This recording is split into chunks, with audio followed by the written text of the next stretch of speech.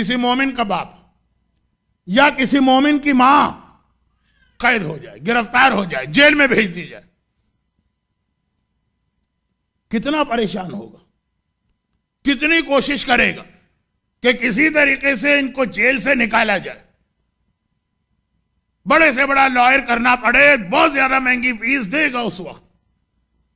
या आजकल वालिदैन की इतनी रिस्पेक्ट नहीं है, हो सकता है शुक्र का सजदा अंजाम दे के अच्छा है मां की बकबक चिक से नजात मिली, पड़ी रहे जेल में।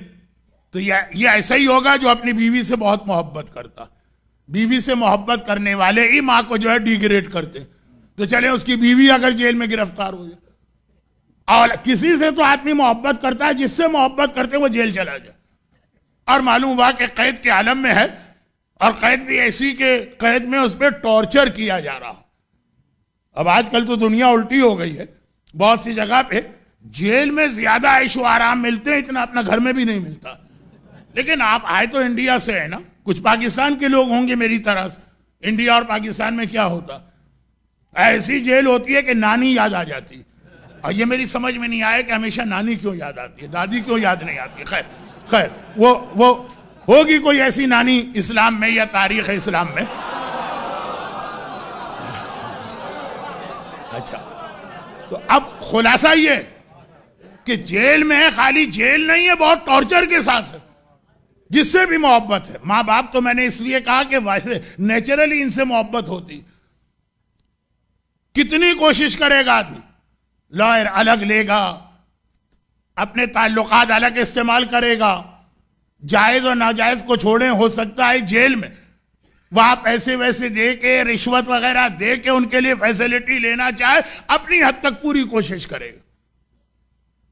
लेकिन ये इन जनरल बात कर रहा हूं, मां मर गई, हमको भी पता है, हम मां तो हर वक्त इंसान के साथ गुनाहगार थी, बाप मर गया गुनाहगार था, और जिससे मोहब्बत है वो मर गया गुनाहगार।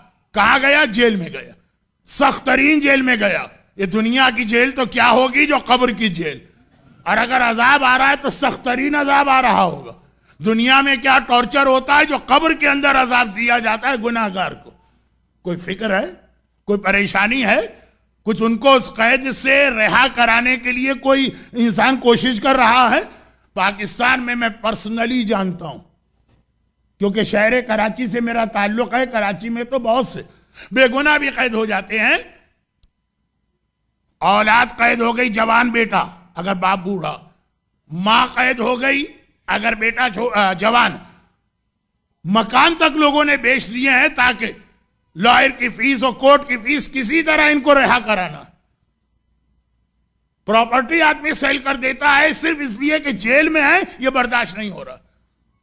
और जो मां बाप या जो औलाद गुनाहों की वजह से कब्र की कैद में होंगे,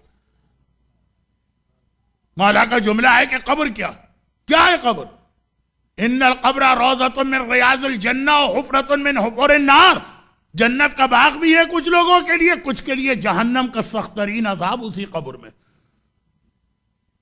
उनको कैसे रिहा कराने की कोई फिक्र है?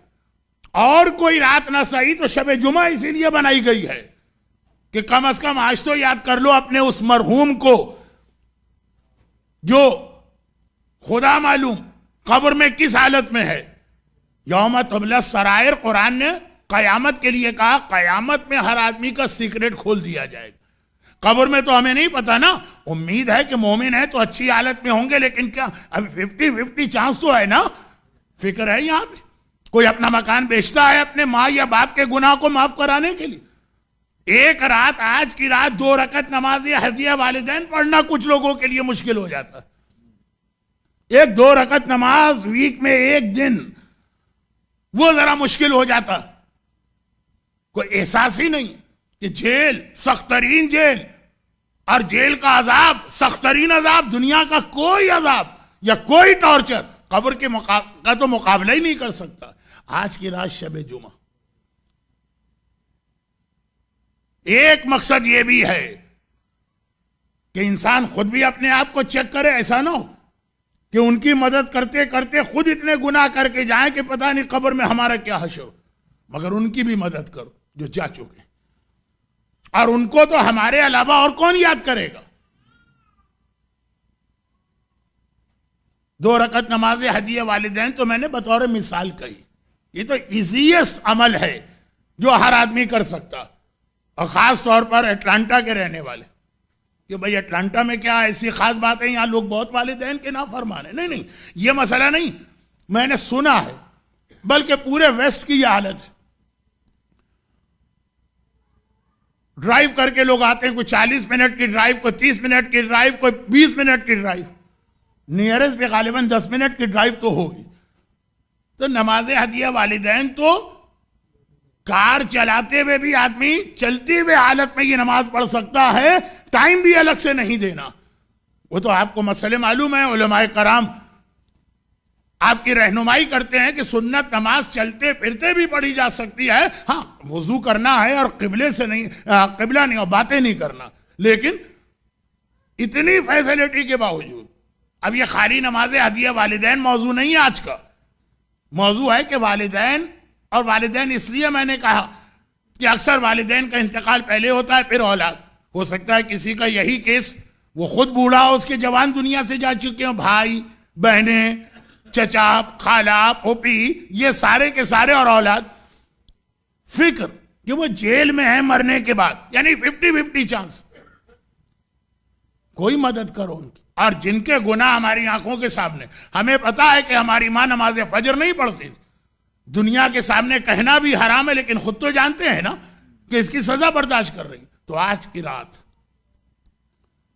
ये दुनिया की जेल और उसका टॉर्चर तो हम देखते हैं, अपनी आंखों से देखते हैं। आजकल जब मीडिया इतना फास्ट हो गया, कितने, मेरा ख्याल है, मैंने कभी चेक नहीं किया, लेकिन यूट्यूब या इस टाइप की साइट्स पर कितनी ऐसी छोटी छोटी क्लिप्स और फिल्में भी होंगी। ये इतना टॉर्चर, कब्र का अजाब आपने नहीं देखा, लेकिन उसने देखा है कि जिसकी हर बात पे हम आंखें बंद करके यकीन करते हैं, हमारी आंख किसी अजाब को देखे ये छोटा, और अल्लाह का रसूल अगर कह दे, इमाम मासूम अगर कह दे कि बेनमाजी को ये अजाब मिल रहा है, गीबत करने वाले को ये अजाब मिल रहा है, गाना सुनने वाले को ये अजाब मिल रहा है, शराब पीने वाले को ये अजाब मिल रहा है, अपनी आंख वाले अजाब के मुकाबले में ये अजाब बड़ा है, क्योंकि उसने कहा है जो कभी गलत नहीं कह सकता।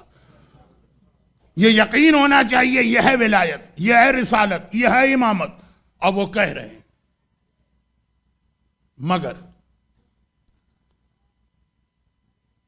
ये वो जिम्मेदारी है जो इस्लाम ने भी हम पर आयत की है और कॉमन सेंस भी कहती है। मां बीमार हो जाए या दुनिया की जेल में जाए तो कोशिश बहुत अच्छी चीज है, मगर उससे ज्यादा ये कब्र की कोशिश, ये एक जिम्मेदारी है, इस्लाम और अकल दोनों कहती है। बल्कि बाद लोगों के वालिदैन तो शायद अपनी औलाद से ये वादा भी लेते हैं कि बेटा हमारे बाद ये ख्याल भी कर देना, और नहीं लेते हैं तो लेना चाहिए। रहमतिक या अरहमर राहिमीन व सल्लल्लाहु अला मुहम्मद व आलिहि